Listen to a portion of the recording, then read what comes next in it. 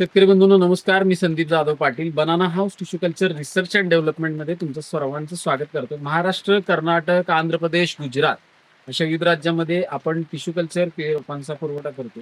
त्या शेतकऱ्यांनी चांगली मेहनत घेतलेले, चांगलं व्यवस्थित उत्पादन आणि चांगली बाग संगोपित केलेली अशा शेतकऱ्यांचे काही अनुभव हा तुमच्याशी मी शेअर करत असतो. आजची ही केळीची बाग जी आहे ती आहे खानदेश, जिल्हा आहे जळगाव, तालुका जामनेर आणि गाव आहे हिवरखेडे बुद्रुक. तिथले गणेश सदाशिव कोळी हे सर आहेत आणि त्यांच्यासोबत आकाश जासूद हे त्यांचे सहकारी यांनी ही बाग उभी केलेली. सर, तुम्हाला मी प्रश्न विचारतो, तुमच्याकडे एकूण क्षेत्र किती आहे? माझं 2 एकर. नाही, एकूण सगळं क्षेत्र पूर्ण सगळं टोटल तुमच्याकडे जमीन क्षेत्र 4 एकर. मध्ये कुठली कुठली पिकं तुम्ही घेताय? शक्यतो तिकडं कपाशी घेतली, ते कपाशी. कासवाडीला होतं आमचं 2 एकर कपाशी आहे. आणि याच्या व्यतिरिक्त नंतर इथं केळी, अगोदर टरबूज घेतलं होतं. तूर पहिले सुरुवातीला तूर लावलेली होती. तूर नंतर मग कपाशी नंतर मग पपई नंतर केळी नंतर टरबूज नंतर केळी. तर ही सगळं आता समजा तुम्ही स्वतः व्यवसायाने शिक्षक आहे, हो, शिकवण्याचं काम करतात, लहान पुढची पिढी घडवण्याचं काम करताय. बरोबर. तर हे सगळं घडवत असताना ह्या सगळ्या गोष्टी कसं काय तुम्ही मॅनेज करता? मॅनेज म्हणजे सुरुवातीला जशी शेती घेतली त्याच्यातलं मला तर काही ज्ञान नव्हतं एवढं. म्हणजे तिकडे वडिलांनी 2 एकर होते, वडिलोपार्जित होते, तिकडे माझं काही एवढं जाणं घेणं नव्हतं. पण इथं माझे मित्र झाले. वेळ पण मिळत नाही ना. वेळ पण शिक्षक मिळत. म्हटलं तर तुम्ही सकाळी 10 ते 5 तर विषय संपला अजिबात मिळत नाही. आणि रविवारचा फक्त संपला विषय. माझे मित्र अरुण बोरसे, त्यांच्यामुळे इथं जमीन मला मिळाली. मिळाल्यानंतर असं वाटत नव्हतं की आपण त्या क्षेत्रामध्ये जाऊ बा. त्यांचं आज म्हणजे त्यांच्या आशीर्वादाने, प्रेमाने कोण आपल्याला काय नाव? माझे मित्र अरुण बोरसे, ते त्यांनी माझं चालू होतं 2-3 एकर घ्यायचं, व ते बोलले 2 एकर जमीन आहे बा इथं. त्यांच्या याने आपल्याला ही जमीन मिळाली. आणि नंतर नंतर मग हे आमचे त्यांनी त्यांचं सहकार्य सर्व. आपलं एवढं काही नाही. माझे मी फक्त शाळेत जातो, वेळेवर ते फोन करत असतात. सर असं मी डायरेक्ट त्यांना सांगतो, आमचे ते अजून फर्टिलायझर वाले आशुमे म्हणून बहुतेक आशीर्वादच ना, आशीर्वाद, त्यांचं सहकार्य जास्त आहे. आम्ही तर त्यांच्याकडनं सर्व काही घेतो. हे विषय काय आहे म्हणजे सांगण्या पाठीमागचे पण नाही. नाही तर बरेच लोक काय म्हणतात, मग आता हे शिक्षक आहे, शाळा सोडून हे काय उद्योग करतात, असे लोक पण तुम्हाला ट्रोल करतात. मी बघितलं, बरोबर. शिक्षक पैशाने शिक्षक आहे, मग ह्यामध्ये कशाला इंटरेस्ट दाखवला असं होत नाही. पूर्ण अगोदर रिटायर झाल्यावर करा ना तुम्ही चालू असताना काय. तर तसं नाहीये. नाही, शेवटी सगळ्यांचा पिंड हा आपला शेतकऱ्याचा. बरोबर. शाळा करून आपण इकडे आहेच ना. तुम्ही असतानाच एखाद्या शेतकऱ्याच्याच घरी बाप तुमचा शेतकरीच आहे ना. बरोबर. शेतकरी बापाच्याच घरी जन्म हो, तुमची वडिलोपार्जित शेती ह्याचा अर्थ तुम्ही शेतकऱ्याचाच बोलत. कापूसवाडी लावते. तर सांगण्याचा पाठीमागचा एक उद्देश आहे की जरी स्वतः शिक्षक असले तर आकाश सारखे जे काही त्यांचे सहकारी आहेत त्यांनी सगळे ह्या गोष्टी मॅनेज करतात आहे. आणि शेवटी कसं आहे, कष्ट करणारे हात पण तितकंच महत्वाचे. बरोबर. खरी गोष्ट काही नाही असा विषय. त्यामुळं ज्यावेळेस ह्या बागेत शेवटचं पीक काढल्यानंतर आपण शेताची तयारी कशी केली, काय केली? आपण म्हणजे आता याच्यात आपण सुरुवातीला काय पपई रोटो मारले? त्या बाद नागेटे गेले, नांगेड. रोटो मारून बेड पाडलं. बरं. बेड पाडून रोप लावलं. रोप नंतर मल्चिंग टाकली. बरं, रोप सगळं हे केलं. मग ह्यात काय शेणखताचा वापर आपण नाही का बरं? कारण त्याला टाइमच भेटला, वेळ नाही भेटला. मिळत वेळ नाही भेटला. काही गोष्टी आहेत. तर शेताची तयारी केली आणि बेड पाडून रोपांची लागवड केली. आणि मग मल्चिंग कधी टाकलं त्याच्या बाद 1 ते 1.5 महिन्यानं मल्चिंग नंतर टाकलं. रोप शेड झाला. रोपशेड.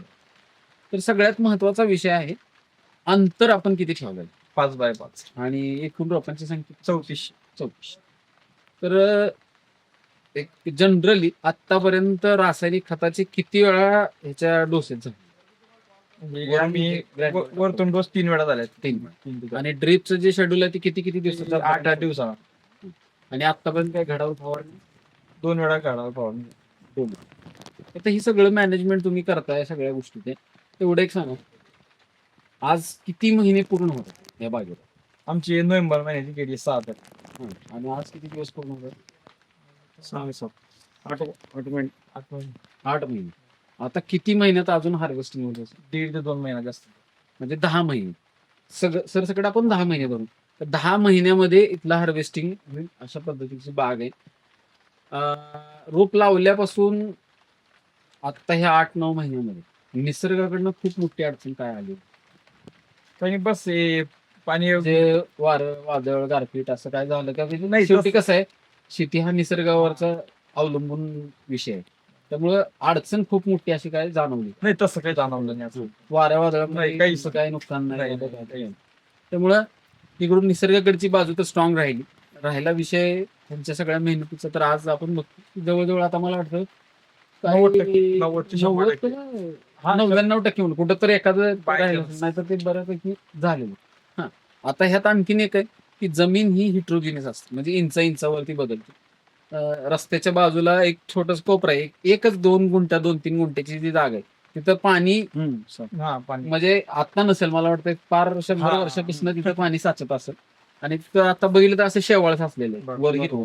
तर तिथं थोडीशी डावी बाजू फक्त दिसते, ती बी किती 1 गुंठा, परत 1-1.5 2-3 गुंठ्याची जागा असेल, किंवा एक मोजून मला वाटतं किती असेल, 100-200 फळ. हा 200 झाड.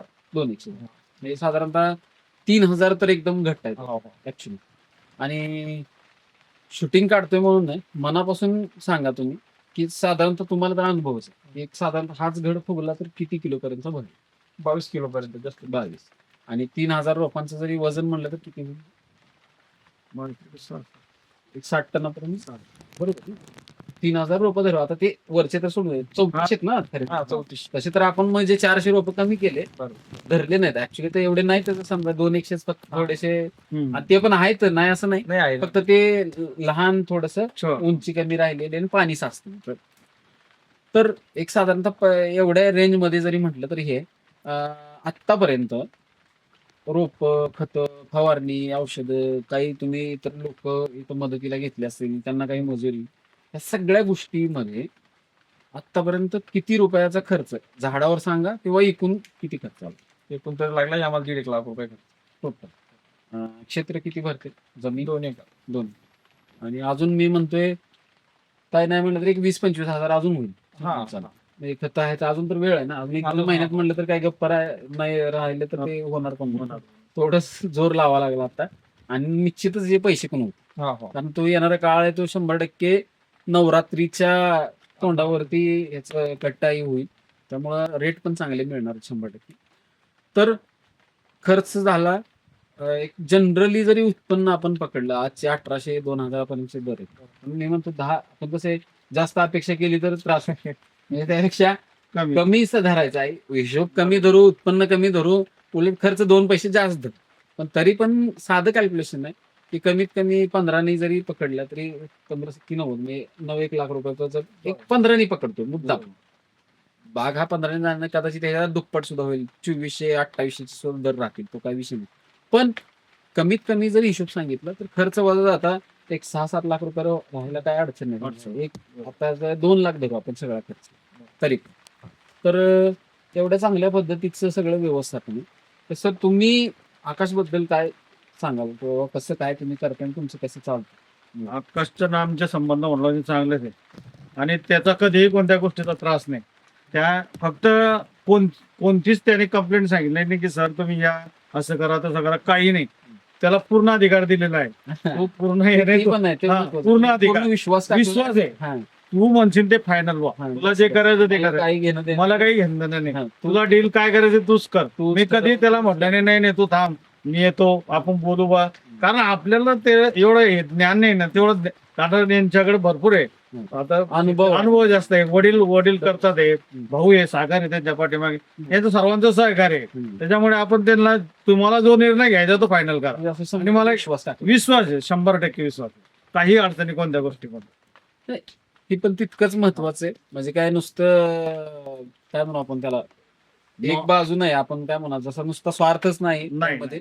हे तुम्ही करताय तर ह्या सगळ्या गोष्टी तुमच्या, आणि त्याच वेळेस हे पण होते, होतो मात्र होत नाही. नाही बिलकुल नाही म्हणजे ते नाही का विनाकारण नाही, आणि खरंच आहे ते. हा, नाही नव्हतं. आणि आजही मी ह्या व्हिडिओच्या माध्यमातून सांगतो, हे व्हिडिओ आता बघतील बरेच लोक किंवा समजेल, पण वैयक्तिक असं आहे का जर शिक्षक म्हणले तर थोडस कसं असतं, धन्यवाद हा विषय इथून असतो बरोबर. दुसऱ्यासाठी. कधी ते असं हे नाही करत आहे काय, म्हणजे तो आता कसं आहे, पहिल्यापासून म्हणजे रोज तेच काम आहे, नाही, बरोबर. लोकांना धन्यवाद द्यायचं आणि चांगलं काम घडवतो. तुम्ही आज पिढ्याने पिढ्या घडवताय. आज बरोबर. किती वर्ष सर्व्हिस लागली तुमची अजून? अजून मला 9 वर्ष राहिले. हा. मी म्हणजे आता 20 वर्ष तरी कमीत कमी. हा. 27 वर्ष झाले मला. 27 वर्षात या सगळ्या ह्याच्यात आता कितीतरी पिढ्या उभा केल्या. हो डॉक्टर इंजिनियर झाले. पाऊस येतोय. पुढच्या नवीन स्टोरीमध्ये नवीन शेतकऱ्यासोबत